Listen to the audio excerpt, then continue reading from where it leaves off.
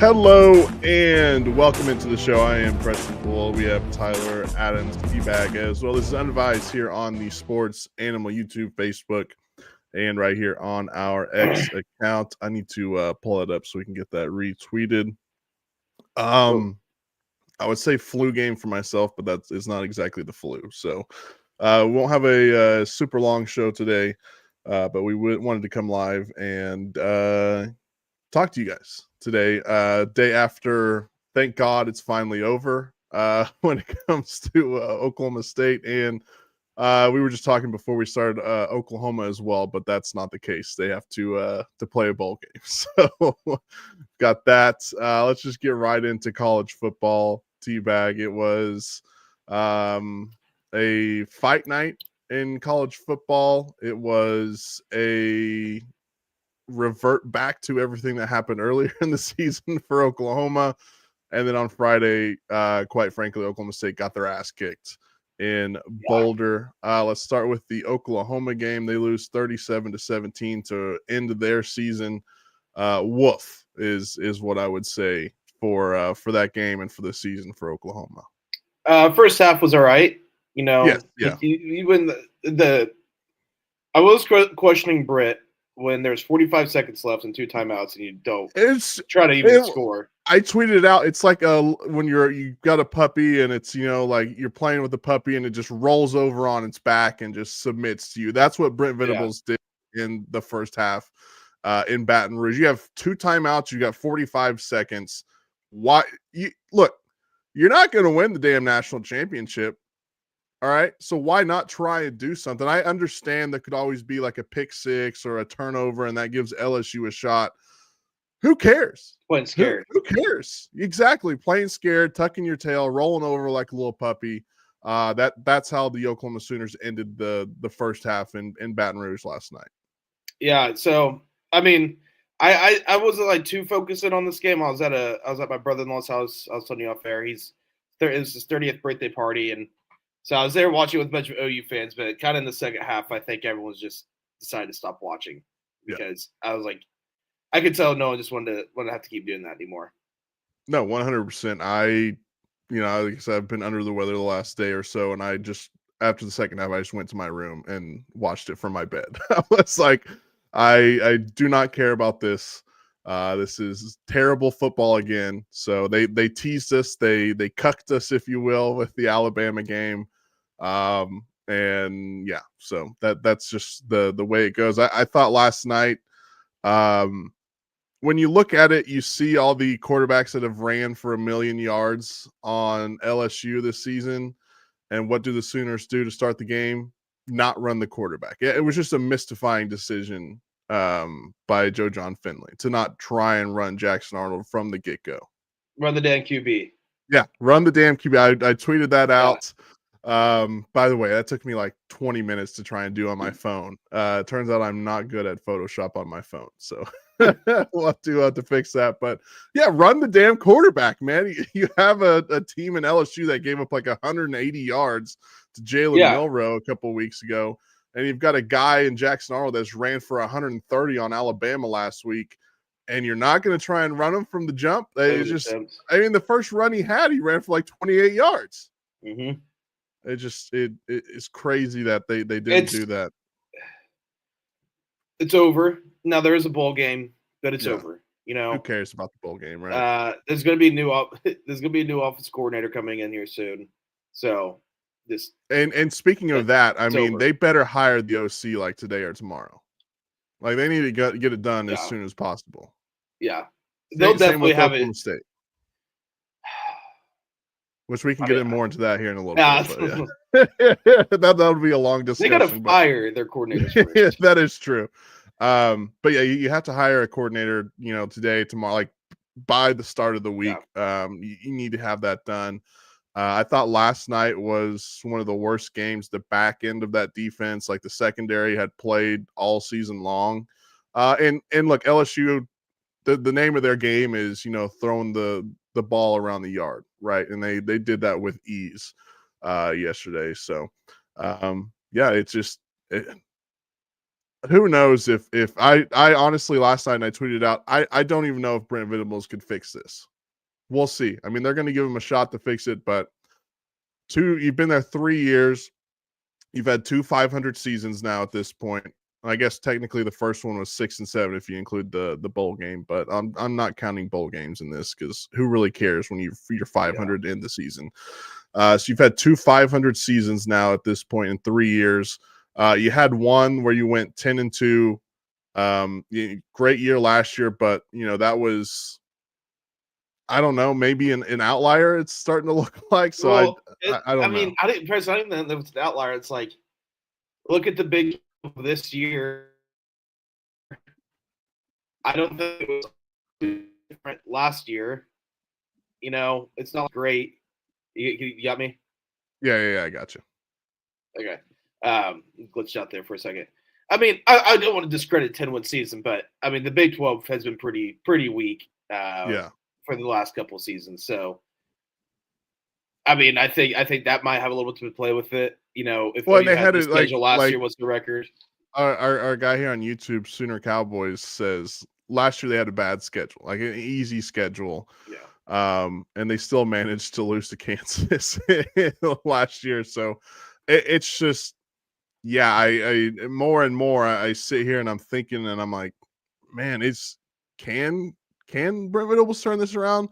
I think he probably deserves at least a shot at hiring a new offensive coordinator and trying it out because of that 10-win season and how incredibly hard the schedule was this year, right? I mean, he's turned the defense around for sure, 100%.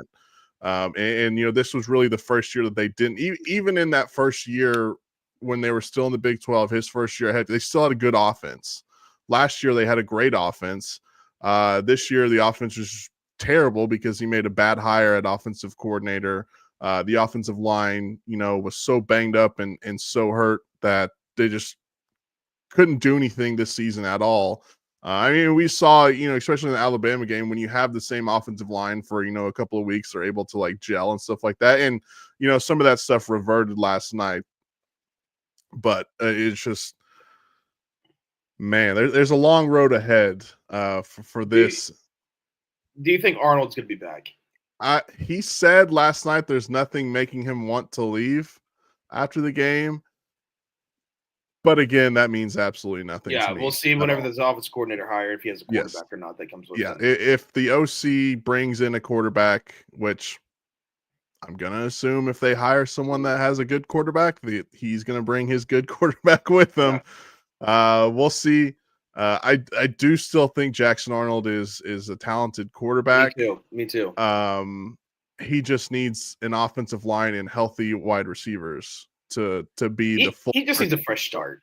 I think also, and you know what, you can't hate the kid too much. No. If he does decide to leave and go find greener grass somewhere else, a fresh start somewhere else, just to kind of start over from the beginning. So you can't blame him there. Yeah. And again, if the new offensive coordinator for Oklahoma brings in a talented quarterback, like a big name out there is Arbuckle from Washington State. He's got a pretty talented quarterback there that has put up some great numbers at Washington State. So we'll see how all that shakes out. But yeah, it's one of those things. It's over. You just watch the ball game for fun. Don't take too much away from it, and you move on to next year. Ain't it fun? Yeah. I put on here on our notes, thank God it's over. And I put that for another team, the Oklahoma State Cowboys. It's more over for them because there's no bowl game. Yes. They end the season getting beat down by Colorado 52-0. They end the season defeated in Big 12 play, 3-9 the record. I mean, let's start here. What do you, again, people have to be fired for this to be like a realistic conversation.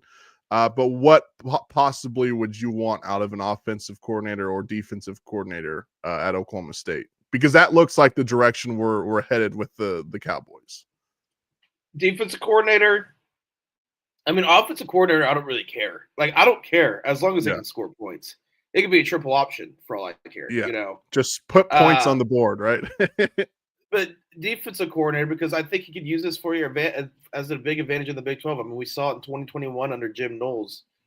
Learn the important. I want a defensive coordinator that understands. And you think most defensive coordinators would know this, and I'm sure they all get it. But a defensive coordinator that understands the importance of a front seven, Yeah. of a pass rush, because yes, Nick Martin and Colin Oliver were both watching a Liverpool game.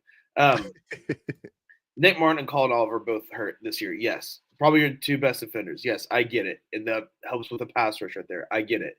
But you need depth. You're not going to have. I get that. But you should also not just have to rely on. Well, we'll have a good defensive two. These guys don't get hurt. Well, it's football. Yeah. The guys are probably going to get hurt, so you can't rely on that.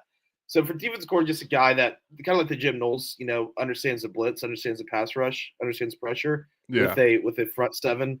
So that's what I would want in a defensive coordinator. Now, offensive coordinator again, I don't care as long as they can score points. Yeah, I mean, look, that's the same way I think a lot of people would probably be, is like, who cares, just score points. And for the love of God, Mike Gundy, do not go on Indeed and try and find your offense and defensive coordinator. All right, hire one of the firms or something out there that do all these nationwide coaching searches, if you don't want to do it yourself. All right, I mean, just do that. I mean, for the love of God, right? Let me do it. Let me do it. Yeah, there you go. We'll get T-Bag out there and have him. I'd be great at that. Search up some OCs and DCs. Look, I think that Mike Gundy needs to find an offense and defensive coordinator that are very good recruiters that like to recruit, because it's obvious that Mike Gundy does not like to recruit. Mm-hmm. So he needs some people there that are able to recruit, because I've said this multiple times. Oklahoma State should be recruiting in the top 30 to top 25 every single season. Like, Oklahoma State is a place now where kids should want to go, and you should be able to have, top 30 to top 25 recruiting classes every single year. And that's just not the case at the moment.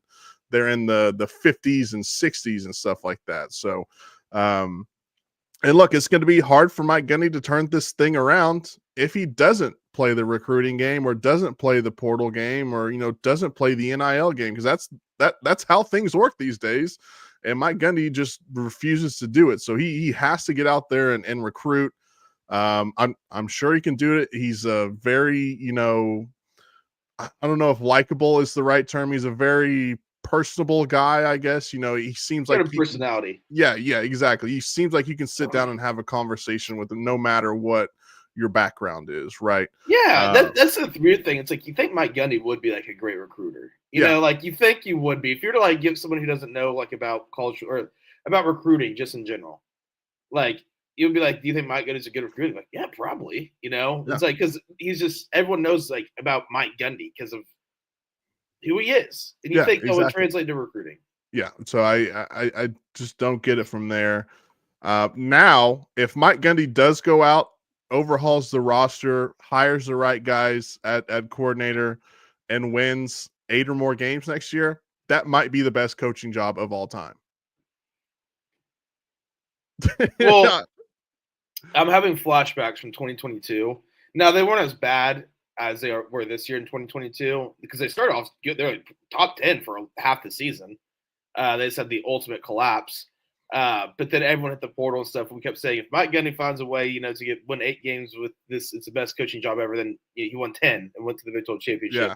So I'm having flashbacks. And Preston, this roster going into next year is way worse than. Way worse. No, I mean, no, it's not comparable. It's just like, it is like flashbacks. Yeah. I'm gonna say it.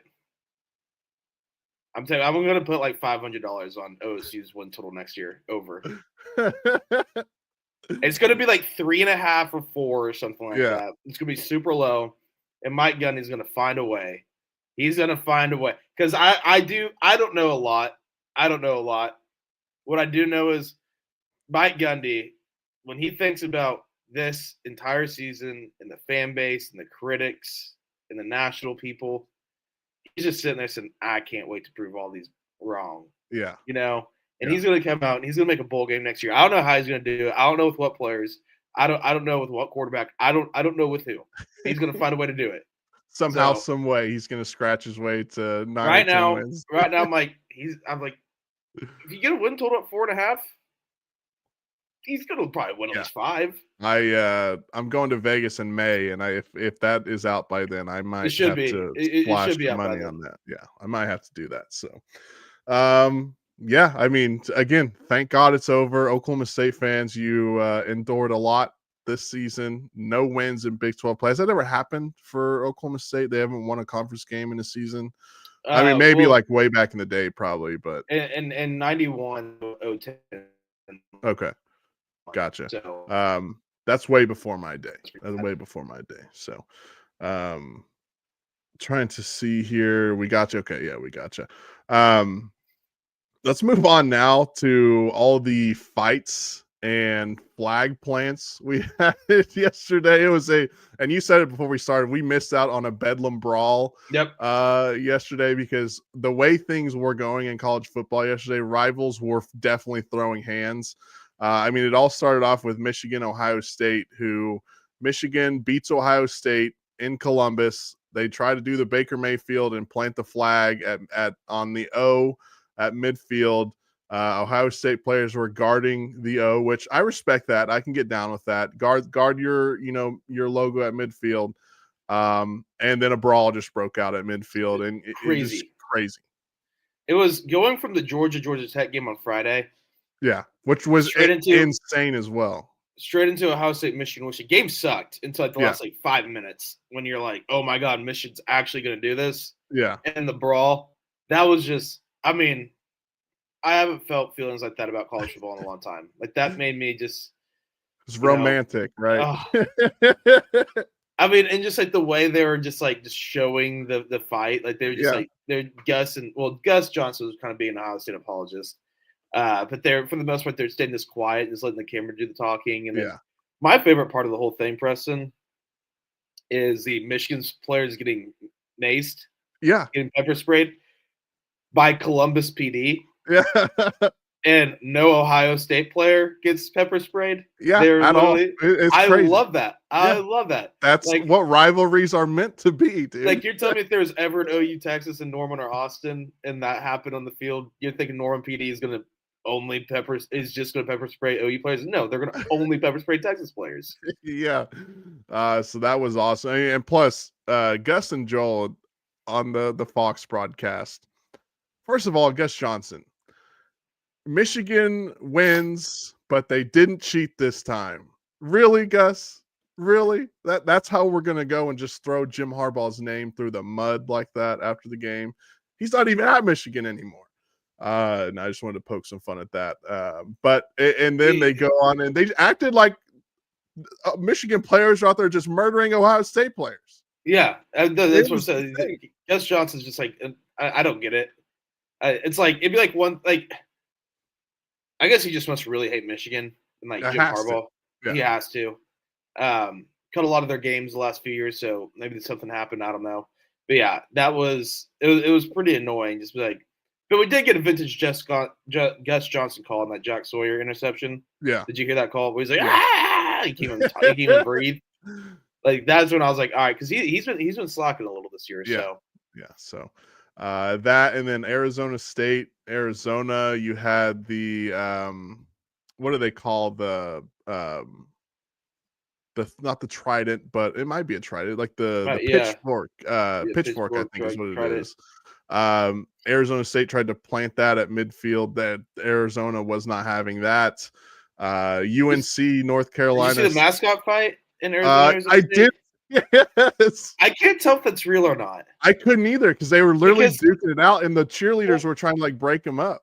And they're kind of like laughing along with it. So I was like, maybe it's not real. But then I rewatched it again. Like they're legit like throwing like haymakers on each other. Which you have mascot heads on. You're not doing any damage to anyone.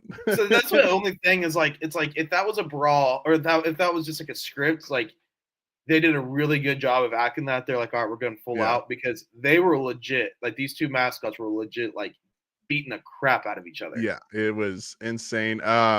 UNC North Carolina State. There was another brawl in that one. Florida State. You had Mike Norvell. That's his name, right? Yeah. You had him ripping the Florida flag away from. Was it Billy Napier or was it just a Florida player? But either way, he's ripped the Florida flag away from it, ran off the field. We had that after that game. Auburn, Alabama, there was a fight after a play on the sideline. And then even the Mormons decided to get in on it. Them in Houston ended up getting into a brawl after a touchdown. So plenty of fights to go along with your football yesterday. It was awesome. It was just the best. And I also want to say this tough day for the regular season. It doesn't matter. We just went through an entire regular season, and it was pretty fun. Yeah. I never once thought that, these guys don't care because they're Ohio State yesterday. Everyone gave the technicality. It's like, well, Ohio State, Michigan, like one team could lose and still be in the playoff. Ohio State yesterday could literally afford a loss and still get into the playoff. Like they're going to get in the playoff still. They wanted to win that game. Oh yeah, right. Like, Ryan Day was just on the sidelines, like, what the hell just happened? Yeah. So tough scene for the regular season. Doesn't matter anymore, crowd, because we went through an entire regular season right there with a 12-team playoff, and it was nothing but more chaotic than chaotic could get. Yeah, no, 100%. All right, let's shift over to the National Football League going on today. We're going to talk about all the games going on today and tomorrow. Let's start off with this Chargers-Falcons game. The Chargers are 1-point favorite in Mercedes-Benz Stadium in Atlanta, Georgia. Chargers looking to bounce back after a loss to the Ravens last week. The Falcons kind of, sitting around 500 right now, 6-5, 3-3 at home. I look for the Chargers to bounce back this week and probably beat the Falcons by a field goal or a touchdown, something like that. That's how this game feels to me. Yeah, I like the Falcons or the Chargers too in this game. Falcons to me they started off really. I just don't know how to feel about the Falcons right now. Yeah. You know, they've been started off good. They've kind of. I feel like they've dropped a couple in a row. Let me check their schedule. Yeah, they dropped 2 in a row to New Orleans and to Denver, which Denver's playing good this season, but New Orleans is just not good at all. So, and they've beat teams like Dallas and Tampa Bay, who those teams are banged up and not good. So yeah, it seems like they beat the bad teams and lose to the good teams as far as the Falcons go. Yeah, that's just about it. That game's in Atlanta, right? Yes, that one in Atlanta. Chargers a 1-point favorite in that one. How about the Steelers and the Bengals? This one screams disgusting, gross football game to me. This one being played in Cincinnati. The Bengals a 3-point favorite. Do we believe in the Steelers? Yeah, I do. I don't. I think. Why? It's a Russell Wilson thing. I don't fully believe in him at the moment. And look, he's played good so far for the Steelers, right? Obviously, they dropped the snow game to the Browns. I'm not really going to put that one into, this whole thing because that was just a weird, snowy football game. But he's played good, but he's just playing too good is my thing. Like, he's got to come back down to earth at some point. Yeah. For me, it's just like all they need is a competent offense, and they're getting that right now because their defense is so damn good.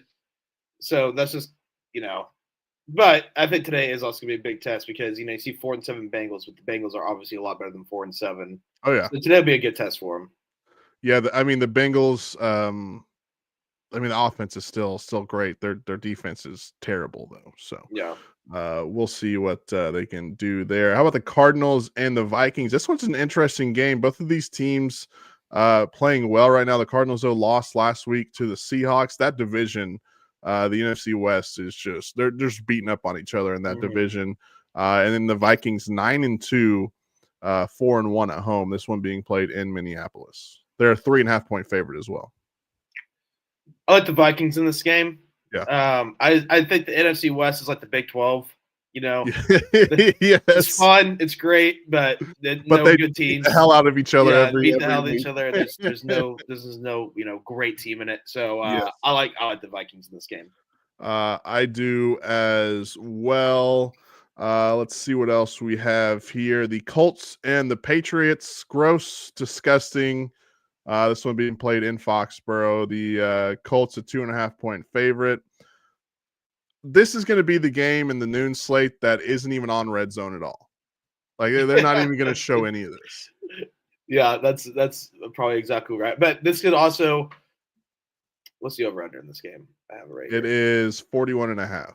I kind of want to take the over because I just think this might be one of those days where we just get a random eight, like Yeah, it's like a blowout, shootout type Richardson and versus Drake May. You know, yeah. just going at it just for Yeah, whatever I reason. could definitely see that as well. Yeah, But there's always just one of those in the NFL. You're like, wait, what? Like, yeah, that went off for 36 to 33. Yeah, they scored that many points. Those bad teams scored that many points. Yeah, so I could definitely see that happening. I think the Colts probably win that one. But the Patriots, they at least they show a little bit of fight, right? Drake May shows at least he might be able to be something in the future.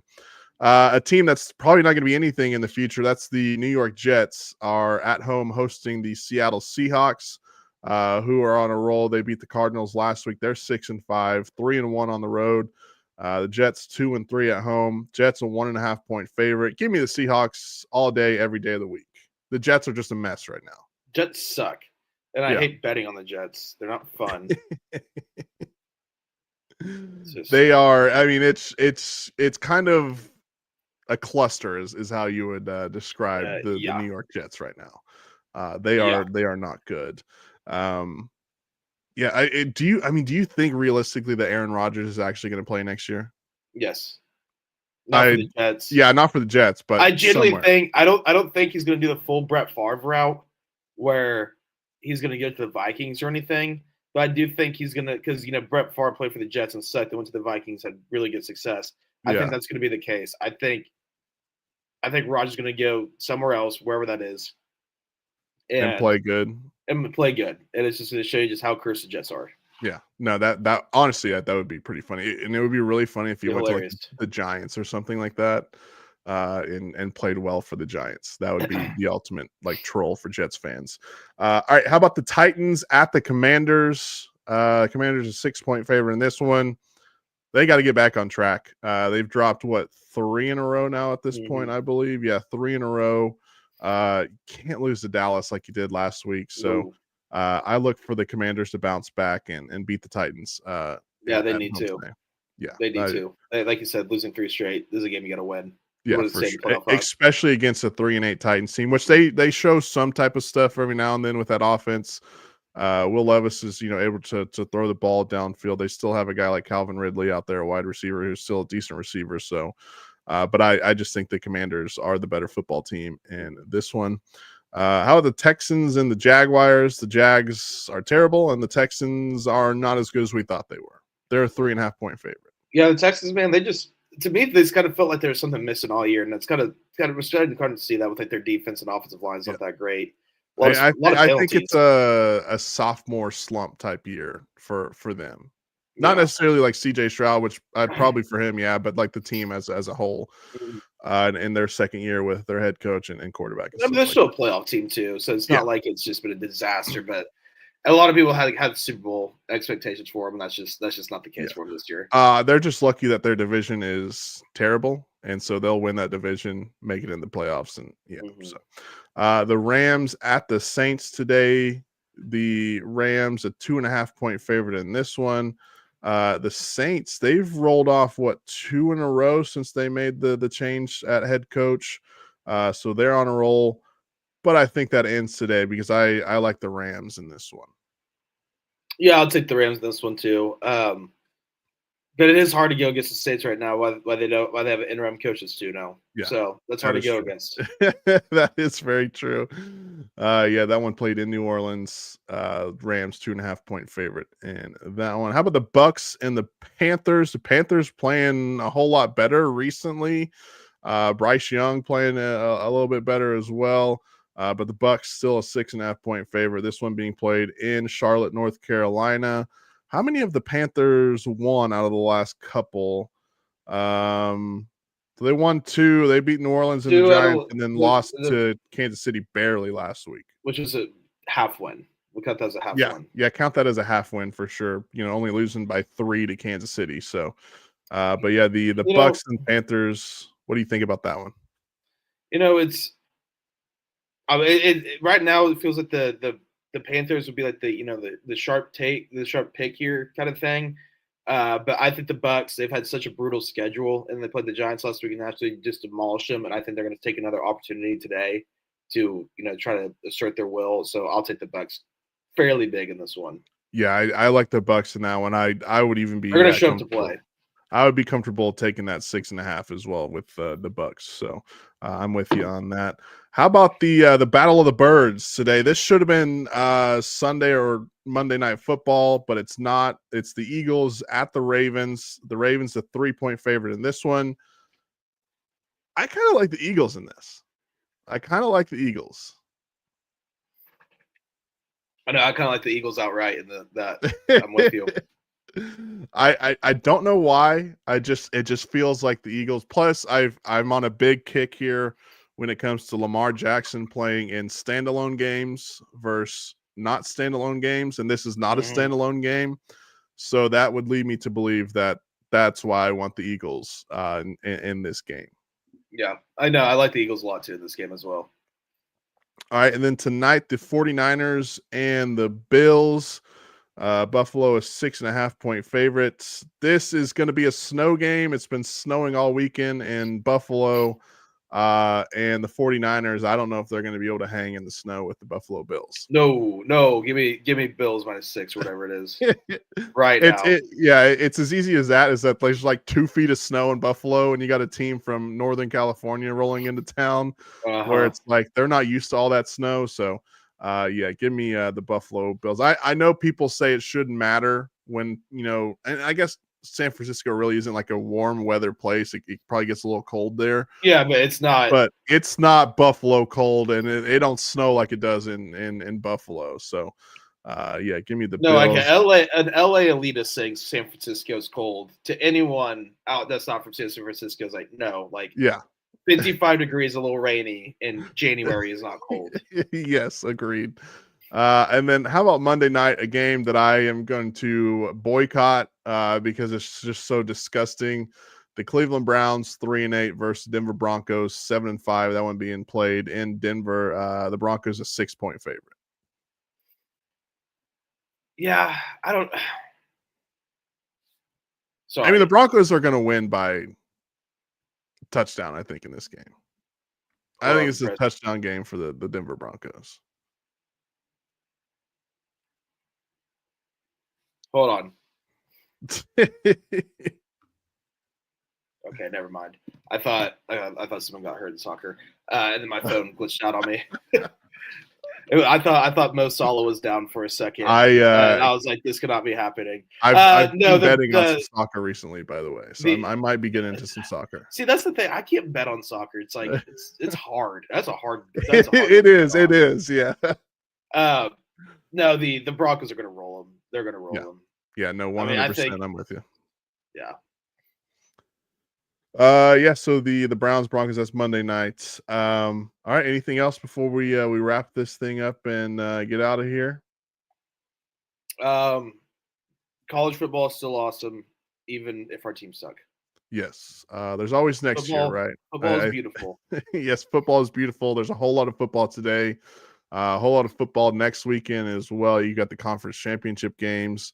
Then obviously NFL on Sunday. So I need to look up fantasy roster real quick. That's what I was just doing just a minute ago. So all right, that's gonna do it. I was gonna double check. Yeah. All right, that's gonna do it for us. We'll be back here at some point during the week. We'll tweet that out on our Twitter account at Unadvised. Follow us at Preston Pool 405, at Tyler Stake, at Unadvised Pod. We will see you later in the week. Have a good one, guys.